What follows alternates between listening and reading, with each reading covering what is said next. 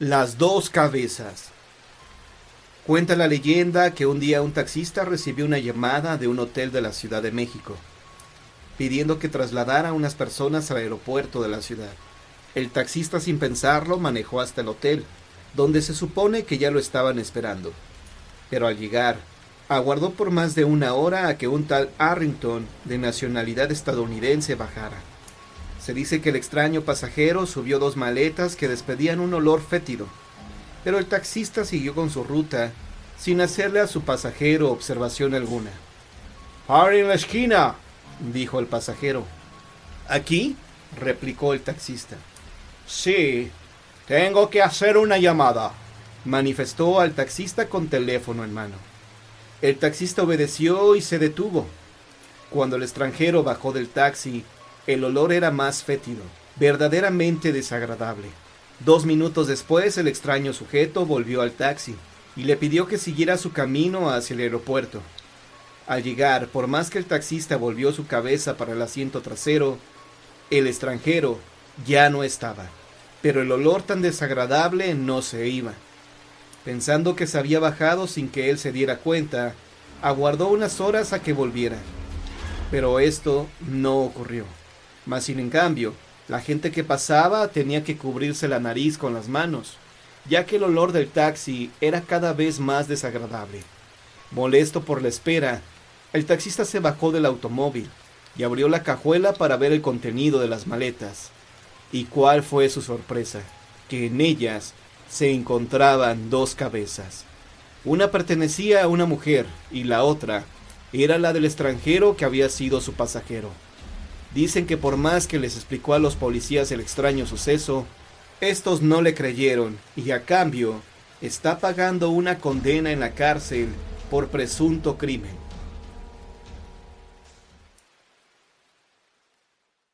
El apostador del hipódromo. En 1949, un empleado de cuadra del hipódromo de Agua Caliente llamado Atanasio, al cual de cariño le decían Don Tano, vivía solo en un modesto apartamento de la prolongación de la calle C, hoy Niños Héroes.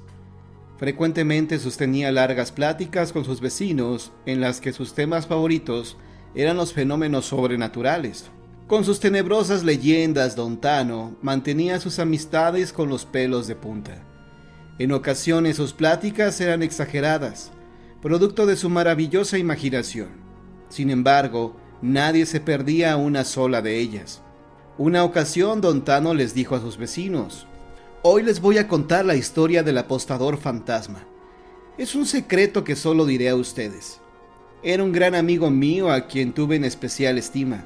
Pues verán», dijo Don Tano, «por mi afición y cariño a los caballos busqué empleo como caballerango en las cuadras del hipódromo de Agua Caliente, ya que este era el lugar idóneo para convivir con mis animales preferidos. Tuve la oportunidad de conocer a mucha gente, jockeys, ricos ambiciosos, vividores, zampones, pillos y apostadores de todas clases, pero ninguno de ellos fue para mí como el señor Cortés, de quien ignoré siempre su origen y del que solo puedo decir que era una fina persona, un apuesto caballero, un soñador de gran corazón, que anhelaba ganar en las carreras una fortuna para disfrutarla y compartirla con la mujer que amaba. Un día el señor Cortés llegó acompañado de un desconocido llamado Omar. Juntos recorrimos las caballerizas y al pasar cerca de un caballo de apariencia común, el señor Omar dijo: «A este caballo hay que apostar todo el dinero. Sin duda será el ganador». Yo sonreí burlonamente y pensé que perderían todo. Por mi vanidad me vi humillado cuando me enteré que aquel equino de inesperada vivacidad había ganado la competencia, convirtiendo a mi amigo en un hombre inmensamente rico. El señor Cortés corrió a las cuadras para darme un abrazo y besar al caballo triunfador. Me dijo lleno de alegría que después vendría a cobrar su premio para hacerme un buen regalo. Y de momento me invitó al bar para brindar por la buena fortuna. Yo rehusé su petición y desde esa ocasión no lo volví a ver jamás. Días más tarde, otro amigo me contó que el señor Cortés y el señor Omar se retiraron del bar y tomaron un taxi, que lo siguió en su automóvil, pero al llegar a la altura de la Plaza del Toreo, abandonaron el taxi y abordaron un autobús que los llevaría a las salidas internacionales. Cuando el autobús llegó al lugar llamado La Vuelta, sucedió algo extraño. El señor Cortés tuvo un infarto y al desplomarse en su asiento, el señor Omar sustrajo la cartera con el boleto premiado y lo abandonó. Bajó del autobús, tomó un taxi y desapareció. El señor Cortés fue llevado a la Cruz Roja, pero desgraciadamente falleció al poco tiempo. Su cuerpo fue enviado a la ciudad de Los Ángeles. Don Tano continuó platicando. Ayer le confié a un sacerdote algo doloroso. El señor Cortés sigue viajando en taxis y en autobuses que hacen su recorrido por el hipódromo. Y pregunta si han encontrado su boleto premiado. Después desaparece entre los pasajeros. Cuando terminó de contar esto, don Tano tenía los ojos llenos de lágrimas y con voz entrecortada dijo: «Buenas noches, amigos. Hasta mañana». Meses después, falleció. Transcurrieron 24 años de esto y un día el hipódromo se incendió hasta quedar convertido en cenizas. Una de las vecinas amiga de don Tano se dirigió a aquel lugar ya entrada la noche. Tomó un autobús para ir al frontón Palacio. Se sentó junto a un hombre que iba al lado de la ventanilla, fumando un fino puro. El humo la hacía contener la respiración por momentos y apretar fuertemente los ojos. En una de tantas, al abrir los ojos, su compañero de asiento había desaparecido.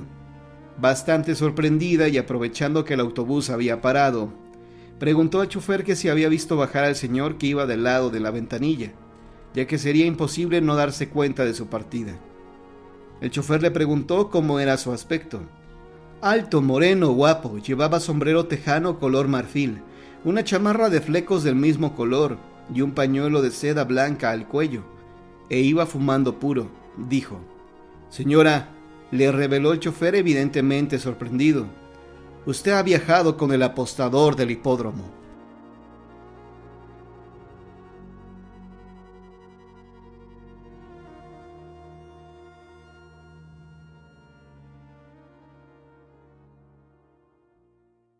El Callejón del Sapo, leyenda colonial mexicana.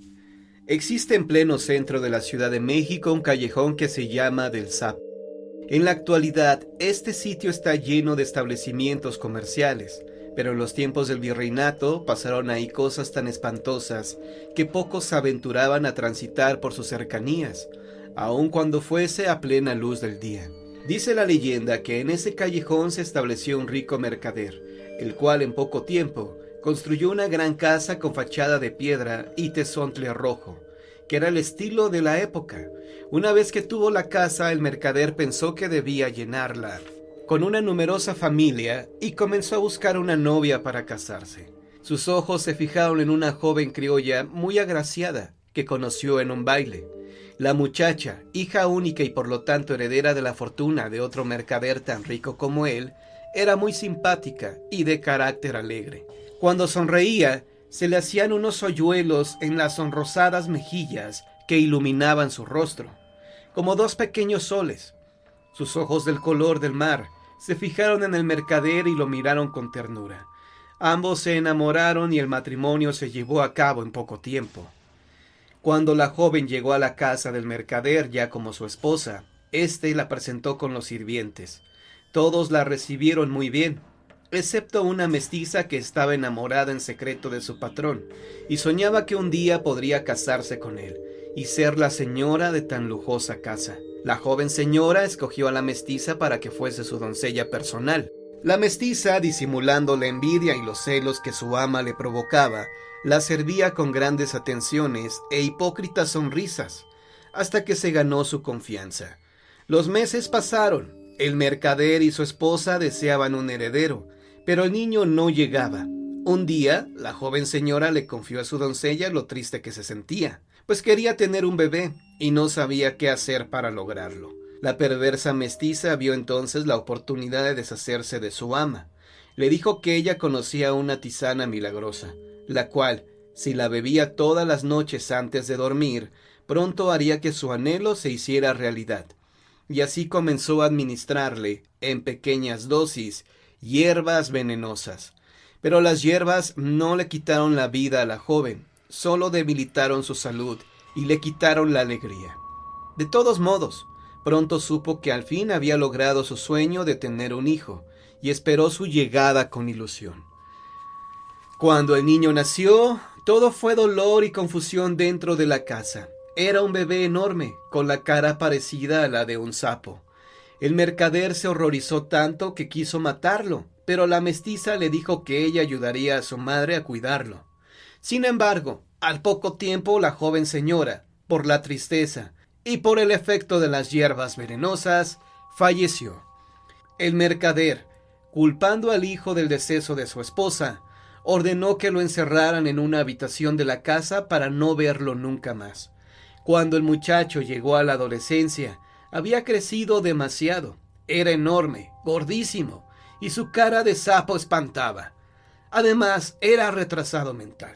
Se comportaba como un bebé de 2 años. Encontró la manera de escapar de su encierro, y todas las noches, sin que nadie en la casa se diera cuenta, salía al callejón y ahí se sentaba sobre la fuente que adornaba la fachada de la casa, mirando al vacío con su sonrisa, disfrutando a su manera del aire libre, y al amanecer volvía a meterse al cuarto donde lo tenían recluido. Su presencia horripilante comenzó a causar grandes sustos a los transeúntes, quienes decían que en ese callejón se aparecía un demonio. Una noche varios caballeros que andaban de juerga, envalentonados por el vino, fueron al que ya la gente llamaba el Callejón del Sapo, y con sus dagas le arrancaron la vida a ese pobre ser, cuya única culpa era haber nacido con defectos físicos y mentales.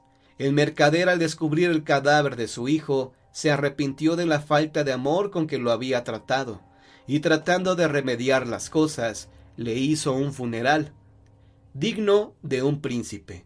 Pero ese mismo arrepentimiento, convertido en profundo dolor, muy pronto lo llevó a la tumba. Cuando falleció su amo, los sirvientes se repartieron sus riquezas, y cada uno se fue por su lado.